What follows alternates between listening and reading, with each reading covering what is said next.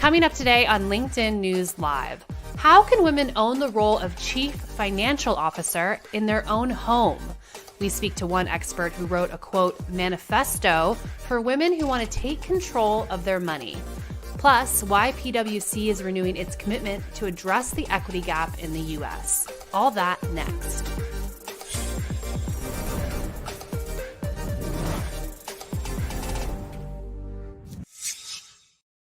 Hello, I'm Caroline Fairchild, and welcome to LinkedIn News Live, where the business conversation begins with you. It's April 15th, and here's a quick look at the top headlines trending right now on LinkedIn. Airlines prepare for a summer rebound. Kroger is going to start using robots at fulfillment warehouses, and PwC announces $125 million for college students. Let's take a deeper look into that story. The renewed commitment aims to support a more equitable future for 25,000 Black and Latinx college students, including aspiring to hire 10,000 of them at PwC. Joining us now to discuss is Shannon Schuler. She's the Chief Purpose and Inclusion Officer at PwC. Shannon, welcome back to LinkedIn News Live. Thank you so much, Caroline. It's always good to hear you. So this is a big announcement. I want to hear more. Why did PwC decide to invest here in college students, particularly when there are so many ways that we can invest in the Black and Latinx community? Well, and to your point, Caroline, there's so many things that we can do, and there's so many things that we do. And given that our purpose is to build trust in society and solve important problems, we're looking across the board at various different ways to really elevate marginalized communities, especially the Black community. But one of the things that we certainly know is in order to build an equitable future, we have to make sure that people have the opportunity to actually have the skills, have the mentoring, get the visibility to look and to get careers. And that's something that's incredibly important. It has to be more than giving opportunities to simply be able to network or to mentor. We have to make sure we're getting to that last step. And I think that's so important as we look to create equity, as we look to close the wealth gap, that individuals have and understand what are those opportunities that will actually help them build into the future, and that we can start to see a real change as we look at the equitable society and how we can move forward in the benefit of that. So let's break that down for our viewers a little bit. What does this actually look like? How is PwC making sure that college students have the skills they need to be prepared for the jobs of the future? Well, one of the things that we realize is that when students go to college, they need something that's additional to the school that they go to. And so we want to make sure that, one, PwC provides the ability for 25,000 students to be able to get on a platform, to be able to get to know one another, to network, also to be able to gain additional technology skills that they might not be getting into the classroom, that are fundamental to what companies are looking for as they continue through their college career and then ultimately move on to their next step. We also know that they need support and mentoring. Many students, it's the first individual within their families to go to college, and we need to make sure that they're getting good advice, whether that's around what kind of major to go into, what kind of career to go into, what does that look like? And then finally, they need true opportunities to get a career. And so we look not just only to bring about 10,000 of those 25,000 onto PwC, and that's our aspiration, but we want to make sure that the rest of the 15,000, we're helping them to find other companies that they can go to, and they can bring their skills and they can bring their background and they can truly start a career. And this, Shannon, really gets to a debate that we see on LinkedIn a lot, which is this debate over skills versus schools. How is PwC rethinking, particularly at the entry-level positions that they're bringing in, the talent that they're bringing in, their experiences and their background, particularly with an eye towards diversity? Caroline, that's a great question. And one of the things that we've really seen is there is talent everywhere. And I think over the course of time, and certainly over the course of time at PwC, we had really gotten focused on a certain number of schools and a certain number of institutions. And we had done that for a long time and had great success. But one of the things that we learned as we start to look at where does diversity go, it doesn't necessarily go to those sources and go to those schools. So we've really broadened the number and the difference of schools that we go to. And that means adding MSIs, adding HBCUs, adding historically serving institutions that focus on Hispanics, to say, how do we make sure that we're not just going after the schools that we all have that have this tried and true background, but we're making sure that there's many others that are out there that we just haven't been exposed to. And one of the things that this really gets at is finding where the talent is and where those students are actually going and meeting them there, and not having them just meet us where we were before. And frankly, over the last year, and given how we're all, still in, I think the last time I talked to you, in the same room, in the same seat, it's important that we realize we have much bigger reach. We can get to students in any areas, in any school across the country, and we need to take that advantage to be able to really see the diversity that we can bring in. Well, speaking of that last conversation, this $125 million initiative, it all ladders up to the larger CEO action for diversity and inclusion, which we discussed last time that you were on the show. What's the latest there? I think, earlier this summer when we saw a lot of companies making pledges and commitments to support the Black community, the next question was, what is this actually going to lead to? Where is the action? Are there any other commitments that you're seeing from that committee that are encouraging you right now? Absolutely. And really specifically, we have focused on CEO Action for Racial Equity Fellowship, which is of that 2,000 companies that are a part of the CEO Action Coalition, roughly about 150 of them have donated fellows or individuals who will spend anywhere from 6 months to 2 years focused specifically on policy issues, specifically for the Black community. And that's around healthcare, economic empowerment, education, and public safety. What we've seen now over the past even 3 weeks are things that community has come together to be able to put out around policies for policing. And what are the things that business can get behind that we think that we need to do to create a safer society, especially for our Black communities? And then most recently, really weighing into the voting discussion and seeing what are specific steps that we need to take to make sure that everyone has access to the ballot and has the ability to be able to do that. So really looking at it as a policy and really starting to galvanize around what are some of those big issues that are there. We also put out 2 specific policy items that we're going after, one around really enabling the internet to be able to connect people and looking at underserved populations and what do we need to do to put policies in place so people have the ability to have that connectivity and they have the devices to do that, as well as looking at healthcare and looking at telehealth and what should be put into place so that people have the ability to go to a doctor even if they don't have the ability to go there in person. Well, Shannon, it's great to hear that the initiative is looking into voting rights right now, particularly given all the turmoil in Georgia. And thanks for coming on LinkedIn News Live to tell us about everything that PwC is doing further than that to support the Black community. Absolutely. Thank you so much for the opportunity. That was Shannon Schuler. She is Chief Purpose and Inclusion Officer for PwC. And for more stories like these, be sure to check out the news module to the right of your LinkedIn feed. Or if you're in mobile, you can click into that search box. Do you think like a breadwinner, despite the fact that women are now reporting about half of women now say that they out-earn or make about the same as their husbands or partners? Many still don't view themselves as the one responsible for their household's financial future. The reason for that is mired in cultural expectations, generational shifts, as well as assumptions we make based on gender. Joining us now to discuss is Jennifer Barrett. She's the author of the book, Think Like a Breadwinner, a wealth building manifesto for women who want to earn more and worry less. Jennifer, welcome to LinkedIn News Live. Thanks for having me. So I've so been enjoying your book. I've been actually waking up my husband at multiple points throughout the night, trying to get his take on certain things, telling him we need to put more money into ETFs or whatever it is, whatever the chapter is talking about. So thanks for sparking a discussion, at least in my household, I'm sure in many others. But I want to start with you because the book starts off with your personal story and kind of this realization that you had that you weren't necessarily thinking like a breadwinner. So what was that realization? What did that look like? Yeah, so I had a wake-up call myself in my early 30s. I was a young mom, and at the time, I felt like I was pretty much following the prescription that a lot of us get as women, which is get a career, get married, save a little for a rainy day, and for retirement. So I was covering half the bills, had a small 401k, a little bit of savings, and was paying off my credit card debt. And one night, I was up with our toddler, Zach. He was a toddler at the time, looking around our tiny 1-bedroom apartment when it really hit me that we were in an unsustainable situation. And I knew I badly wanted a second child. We needed to get a place of our own, or at least rent a bigger place in order to accommodate our family.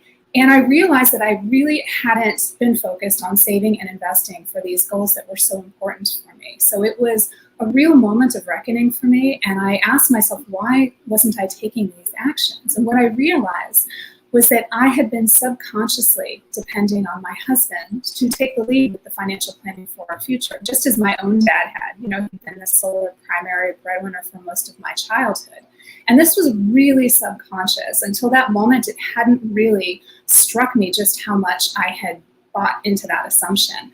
So then I started to ask myself, you know, what if I had been raised like a breadwinner? What if I had been raised to believe I would be fully financially responsible for myself for life, and probably a family too? would that change the choices I made with my money? And the answer was a resounding yes. And so that really was the turning point for me. And then, of course, I started speaking to other women, and I realized that I certainly wasn't alone in some of these assumptions. And I started digging into the research, and I realized just how deeply these assumptions can inform the choices we make with our money, and not in good ways. So it really leaves us very vulnerable financially. So that was the impetus for the book. Now, of course, you started to speak to other women to gut check if this wasn't just you, and you outlined some of those conversations in the book. But before that, you had to speak with your husband about this. And you write about in the book how a lot of women in heterosexual relationships have this hesitation about speaking to their partner about money. And so what did that conversation look like? And I know that it surprised you a little bit in terms of his response.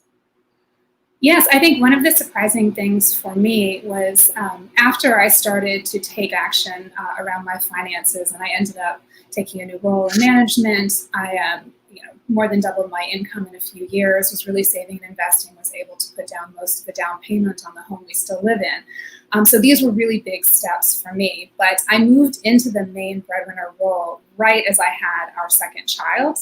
And so I really came right up against my expectations for myself as a mother, and really feeling I was trying to do both roles. I was trying to be the primary caregiver and do everything, and then also have this financial responsibility on top of that, and a very demanding job, my first job in management. And at some point I just kind of broke down in front of my husband and said, I can't do all of this. And what I realized was that he was more than willing to step up in the house and step up with caregiving. I was having a hard time letting go of a lot of those caregiving responsibilities because I was worried it would mean I wasn't a good mom.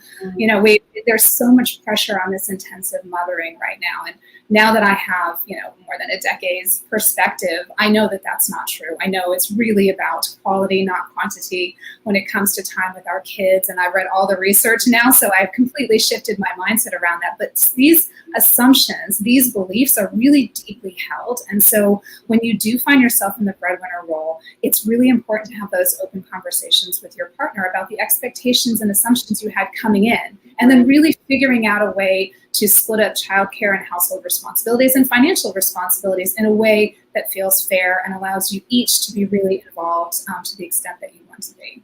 Well, I want to break down some of those assumptions, Jennifer. But before we do, we have a few people joining us in the stream, more than a few, but some saying hello to you. Karen from Chicago, Paula from New York, Amy from Indianapolis, and Christian from Brazil. Thanks for joining us on LinkedIn News Live. Jennifer, what's going on here? We have this generation of smart, ambitious, driven, financially stable women who are not investing in their future. So what are some of the assumptions that are holding them back? Yeah, so there's really been a paradigm shift happening in the breadwinning model, with a record number of women moving into this main provider role. So that's happening. But most of us are still not raised to think of ourselves as breadwinners and capable and even responsible of financially providing the life that we want for ourselves, and maybe for others too. So we often aren't taught or really encouraged to plan our career strategically in order to support ourselves financially. So really thinking about not just what do I like, what am I good at, but will this career provide the income that will support the life that I want and maybe the family that I want to? So really making that a part of the decision-making process. We're really not taught to build our credit. When we talk about credit, women often get the message, and this is universal, but especially directed to women, that credit can be used to close the gap between the life you can afford and the life that you want, right? And that is a very dangerous pattern or dangerous cycle to get into. Really, the breadwinner mindset is, from the get-go, how do I build my credit so that I have an excellent credit score, so that when I go to take out a mortgage to buy a home that I think is going to increase in value and investment, I can get the best mortgage available. Same with a business loan or anything else that you're taking out money for. It's really about building your credit so that you get the best terms, so that you can leverage that credit to build your wealth. Very different way of looking at credit. And then, of course, building wealth generally. So women are not really taught how to invest, even encouraged to invest, or even really given the message of how critically important it is for us to invest, and not just for retirement. So given that, it's not all that surprising that we see men tend to invest earlier than women. Women invest later and less than men. And then on top of that, there's a lot of messaging we get growing up from our parents, where we know from research that we tend to talk to our daughters still more about budgeting and spending wisely. And we talk to our sons about building credit and building wealth. So the result is that men tend to be more comfortable doing both of those things, while there's this gap for women that we have to get over ourselves, in order to understand both the importance of investing and then to feel really comfortable doing that. So important that we are able to do that now. It's so critical. And there's this quote in your book that I think illustrates this beautifully that I want to bring up right now in terms of the stereotypes that go beyond a lot of these themes. While the princess stories have evolved, some elements never seem to change. The heroines are still conventionally beautiful with flowy locks and wide-eyed, dewy glow of youth. And it's still their looks rather than their smarts that tend to draw the attention of men. Is it any wonder that so many women spend years building up their hopes instead of building up their wealth? How do we change this? I mean, I feel like Disney, as you mentioned in the book, and a lot of the major motion pictures that we watch are working to try to think of differently about this. I'm thinking about Frozen, but these stereotypes are still so ingrained. Anything that is optimistic or hopeful for you in terms of what's changing here? Yeah, I think there's more awareness about the importance of investing. And I think there's more awareness just generally about a lot of the inequities that we face and the external barriers that we face, and a desire to really address those in a way that I really haven't seen over the course of my career, not to this extent. So that is very, that gives me a lot of hope. That gives me a lot of optimism that we will see some changes here. The other thing that's really interesting, this phenomena this year, is that between GameStop and a lot of these headline grabbing stories about stocks has really driven interest overall in the stock market. And so you're seeing a surge. We see it at Acorns. And I know a lot of the other investing platforms have seen a similar surge in interest among both millennials and women. So groups that had been a little tentative about getting into the markets are now getting into the markets. And that is a good thing, because I think one of the hardest things, particularly for women, what we see is that women do tend to put more money into savings than into the stock market, right? And they do tend to wait a little longer to invest in the stock market. And that means you can miss out on a lot of growth. Now, I'm not saying you should jump into GameStop or any particular stock. I really advocate index funds and diversification and all of that. But I do think it's really encouraging that we're paying more attention to it, and we see the potential growth that we can experience when we invest in the stock market. The more we talk about it, the less scary it becomes. The more we can talk about it with each other, the less scary it becomes. And what's so important is just to get into the game. Even if you're putting in $50 or $100 a month, what's most important is really getting into the game and putting your money to work for you. Because the more your money works for you, the less you'll have to work for your money. And that is so important, particularly for women. Yeah, Jennifer, that's interesting. That just the democratization of investing could be a boon for women, just because we're talking about it more, and it's in the headlines, and it's in everyone's faces. I'm going to say hello to some more members who are joining us in the stream. We have Dana from Colorado, Arthur from Virginia, Lori from Ontario, and Mohammed from Iran. Thanks for joining us on LinkedIn News Live. And we have a comment from Karen who says, these assumptions about women not being breadwinners are so deeply rooted in our culture, such that you almost need to be a rebel to realize that, hey, I can be a breadwinner. Well, Karen, thanks for that comment and for joining us on the show. Jennifer, what we're discussing right now is really, it points to, there's a lot of discussion in the news about the gender pay gap, but what's often not discussed is the gender wealth gap, which you focus a lot in your book. And I want to talk to you about that, particularly just given the devastating year that this has been for working women. How are we going to reverse the turmoil of this year, and any particular lessons in this book that you would point to for women who maybe have lost their jobs or have taken a step back in their career during this challenging time? Yeah, and I think to your initial point, we talk a lot about the gender wage gap, and it is really important that we do. I mean, it's still astounding to me that we have an 18 and 19% wage gap, but the wealth gap is significantly larger. The most recent data shows single women have 32 cents in wealth for every dollar a man has overall. That is astounding, really, at this point in time. It's just astounding to me. And so I think the more we can talk about that and really address the issue around wealth, because it's really not just your income we're talking about. It's so important to take some of your income and start building wealth. That gives you choices, that gives you freedom, that gives you the confidence and security to know that you can support the life you want and support yourself in retirement. And that is critically important. We know that more women are staying single longer. We know that more women are earning more than their husbands. Now we know that more women, the divorce is still a 50% chance of divorce. So there are a lot of single women in retirement. So these are really important things to talk about. When I think about the pandemic, these trends, and they are worrisome to see that we were at some point back where we were in the late 80s in terms of labor force participation with all these women who were dropping out.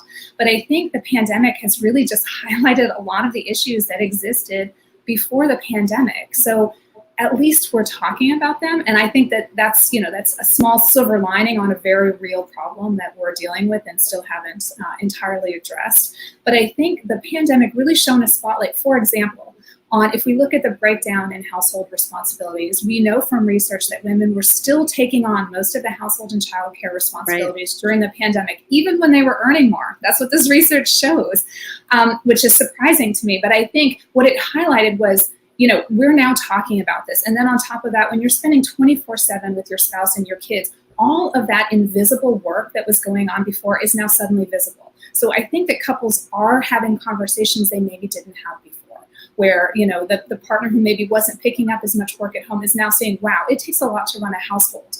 And there's more, it's in your face. You have to discuss it. You can't ignore it anymore. So I think that that's ultimately a positive because those conversations are now happening, and hopefully they'll result in a more equitable breakdown of household responsibilities. Absolutely. But on top of that, this really brought home how important flexibility is, how important childcare is, how important paid leave is, all of these things that really we've been talking about for decades in this country, but now they're really coming to the forefront. We have been talking about them for decades. And I'm just curious in terms of, if we have been talking about them for decades and the pandemic is now accelerating these conversations, obviously you started your book prior to this pandemic. Is there a specific section that you would highlight right now, and given just the economy and where women are? Sure. And I do talk about this specifically in the book, like really the areas that we need to focus on. And number one is paid leave. We are the only industrialized nation, as you probably know, that doesn't, as I'm sure you've talked about, that doesn't offer, that doesn't mandate parental leave in private companies. And so that's hugely important. That's an important first step. But then we really need to talk about, paternity leave as well as maternity leave and having those conversations. There's a lot of talk right now about universal childcare, which again would be very supportive, universal pre-K, universal after-school programs. It's really that there are a lot of assumptions baked into our policies and even our school schedules still that assume that the woman will be the primary caregiver and that she won't have a full-time job. You just can't make those assumptions anymore. Women's income is too critical to the majority of households in America today. And what that gets to is another section of the book that I found really interesting, which is this idea around limiting beliefs of money and the generational just stereotypes that we have right now and what that means for women. Why do women have more limiting beliefs about money? Well, I think it comes down to our cultural conditioning, right? We've been getting this message that our income isn't as important. We've been getting this message that investing isn't necessarily for us, building wealth isn't necessarily for us, that wanting to make a lot of money is something we shouldn't admit, that there's shame around that for some reason. I have no shame at all in admitting I want to make a lot of money because you know what? When you make a lot of money, you can provide your family with more, you can give more to the causes that you care about. It really allows you to do more of what you're already doing. But I think there's still some stigma around talking about this and saying, yes, I do want to make a lot of money. Yes, I want to invest. I want to build wealth. And we need to get over that. So there's still that stigma. And then again, this conditioning that really says to women, you need to know how to budget and spend smartly because you'll probably be in charge of the household budget, but the man will probably be making most of the money and in charge of the investing. So you don't have to worry about that. That's just not the case anymore. But I think culturally, we haven't quite evolved to that reality yet. Yeah, and of course, your book focuses on here in the U.S. We have a great comment here from Lubna from Amnon, and she's saying, in our culture in the Middle East, finances are not topics discussed at home. Self-educating myself in investments helped me establish myself financially. So, Lubna, thank you so much for joining us on LinkedIn News Live. I want to point out, you have these 6 steps to think like a breadwinner. Of course, each of these steps could be a segment in its own right now, but we have dismantle and discard beliefs that you don't serve you, get clear on what you desire, build a strong foundation and investment plan, strategize career and compensation, set a strong partnership or support system, it's a big one, or seek out other breadwinner-minded women. If you were to pick 2 right now that you would like our viewers to walk away with, what would they be? I think the first is just so important because these beliefs are so deeply ingrained in so many of us that we're often not even aware of it. So the first step is really being aware of those beliefs and the conditioning that you've gotten, and asking yourself, like, what are my beliefs about money that are driving the choices that I'm making? And then really shifting those, because the question you ultimately want to ask yourself is, what do I want in my life? And what are the choices I need to make with my money and career to support that? And that's it.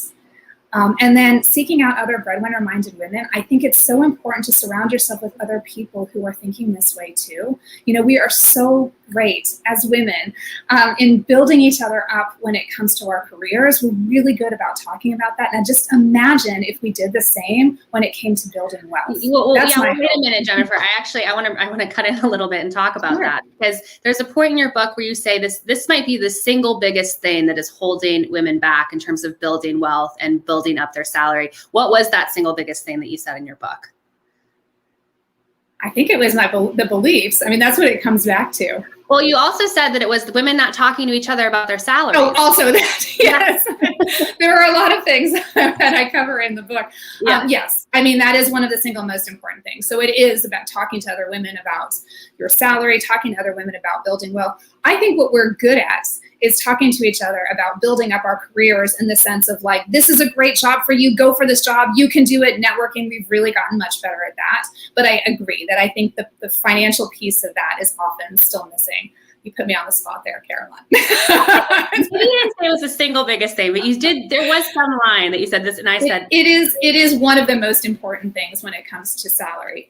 Is being informed, and it's eye-opening when you start talking to other women who have similar roles and asking what they're making, or other men for that matter, and realizing that there can be such a discrepancy. That happened to me. That's really was sort of the second wake-up call that really shifted the way I looked at negotiating for my salary, was when I learned that I was getting paid significantly less than someone else in a similar role with just a little bit more experience than me.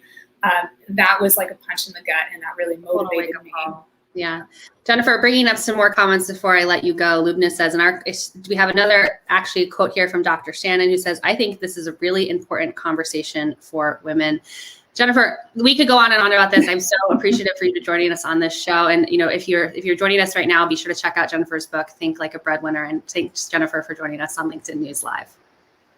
Thank you. That was Jennifer Barrett. She's the author of Think Like a Breadwinner. All right, tomorrow at 12 Eastern here on the LinkedIn news page, you can join my colleague, Andrew Seaman. He's going to be just talking to Jasmine Escalera on Get Hired Live about everything you need to know about getting that next opportunity. I'm Caroline Fairchild. Thanks so much for joining us.